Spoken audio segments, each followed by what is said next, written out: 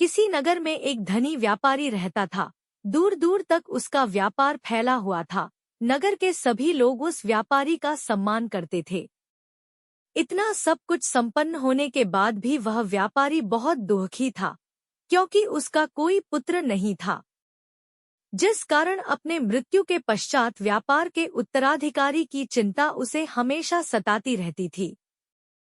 पुत्र प्राप्ति की इच्छा से व्यापारी प्रत्येक सोमवार भगवान शिव की व्रत पूजा किया करता था और शाम के समय शिव मंदिर में जाकर शिवजी के सामने घी का दीपक जलाया करता था। उसकी भक्ति देखकर मां पार्वती प्रसन्न हो गई और भगवान शिव से उस व्यापारी की मनोकामना पूर्ण करने का निवेदन किया। भगवान शिव बोले, इस संसार में सबको उसके कर्म के अनुसार फल की प्राप्ति होती है। जो प्राणी जैसा कर्म करते हैं उन्हें वैसा ही फल प्राप्त होता है। शिवजी द्वारा समझाने के बावजूद मां पार्वती नहीं मानी और उस व्यापारी की मनोकामना पूर्ति हेतु वे शिवजी से बार बार अनुरोध करती रही। अंततः माता के आग्रह को देखकर भगवान भोलेनाथ को उस व्यापारी को पुत्र प्राप्ति का वरदान देना पड़ा।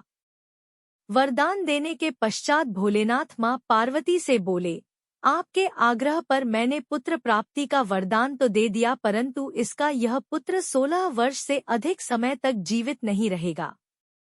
उसी रात भगवान शिव उस व्यापारी के स्वप्न में आए और उसे पुत्र प्राप्ति का वरदान दिया और उसके पुत्र के 16 वर्ष तक जीवित रहने की भी बात बताई।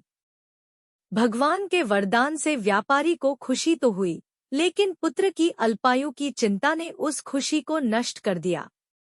व्यापारी पहले की तरह सोमवार के दिन भगवान शिव का विधिवत व्रत करता रहा। कुछ महीनों के बाद उसके घर एक अति सुंदर बालक ने जन्म लिया और घर में खुशियां ही खुशियां भर गई।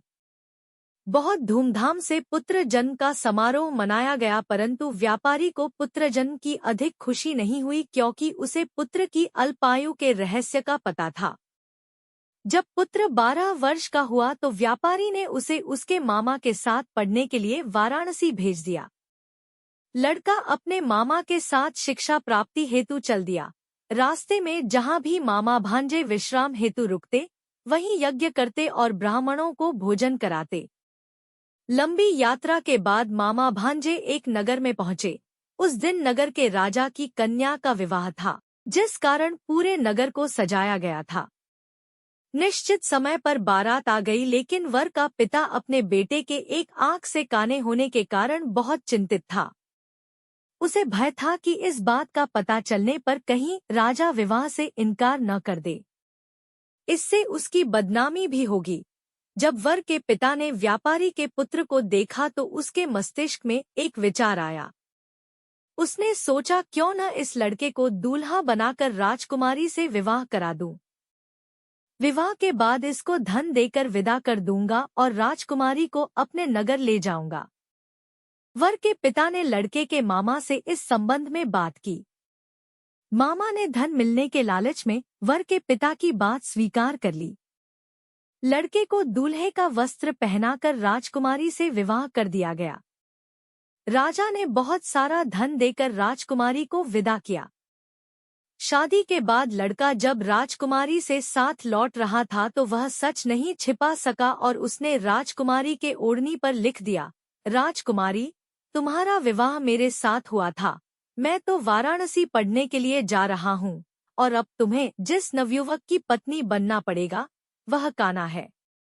जब राजकुमारी ने अपनी ओढ़नी पर लिखा हुआ पढ़ा तो उसने कान्हे लड़के के साथ जाने से इनकार कर दिया। राजा को जब ये सब बातें पता लगीं, तो उसने राजकुमारी को महल में ही रख लिया। उधर लड़का अपने मामा के साथ वाराणसी पहुंच गया और गुरुकुल में पढ़ना शुरू कर दिया।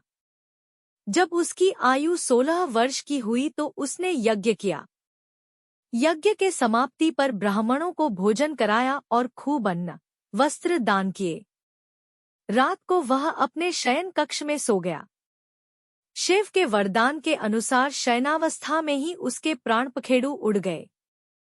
सूर्योदय पर मामा मृत भांजे को देखकर रोने पीटने लगा। आसपास के लोग भी एकत्र होकर दुख प्रकट करने लगे। लड़के के मामा के रोने विलाप करने के स्वर समीप से गुजरते हुए भगवान शिव और माता पार्वती जी ने भी सुने। माता पार्वती ने भगवान से कहा, प्राणनाथ, मुझे इसके रोने के स्वर सहन नहीं हो रहे। आप इस व्यक्ति के कष्ट को अवश्य दूर करें। भगवान शिव ने माता पार्वती के साथ अदृश्य रूप में समीप जाकर देखा तो भोलेनाथ माता पार्वती से बोले, यह तो उसी व्यापारी का पुत्र है जिसे मैंने 16 वर्ष की आयु का वरदान दिया था। इसकी आयु पूरी हो गई है। मां पार्वती ने फिर भगवान शिव से निवेदन कर उस बालक को जीवन देने का आग्रह किया। माता पार्वती के आग्रह पर भगवान शिव ने उस लड़के को जीवित होने का वरदान दिया और कुछ ही पल में वह जीवित होकर उठ बैठा। शिक्षा समाप्त करके लड़का मामा के साथ अपने नगर की ओर चल दिया। दोनों चलते हुए उसी नगर में पहुंचे जहां उसका विवाह हुआ था। उस नगर में भी यज्ञ का आयोजन किया।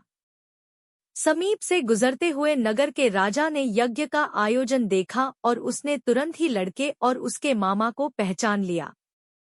यज्ञ के समाप्त होने पर राजा मामा और लड़के को महल में ले गया और कुछ दिन उन्हें महल में रखकर बहुत सा धन, वस्त्र आदि देकर राजकुमारी के साथ विदा कर दिया।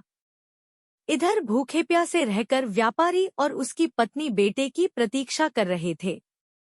उन्होंने प्रतिज्ञा कर रखी थी कि यदि उन्हें अपने बेटे की मृत्यु का समाचार मिला तो दोनों अपने प्राण त्याग देंगे, परंतु जैसे ही उसने बेटे के जीवित वापस लौटने का समाचार सुना तो वह बहुत प्रसन्न हुआ। वह अपनी पत्नी और मित्रों के साथ नगर के द्वार पर पहुंचा। अपने बेटे के विवाह का समाचार सुनकर पुत्रवधू राजकुमारी को देखकर उसकी खुशी का ठिकाना न रहा।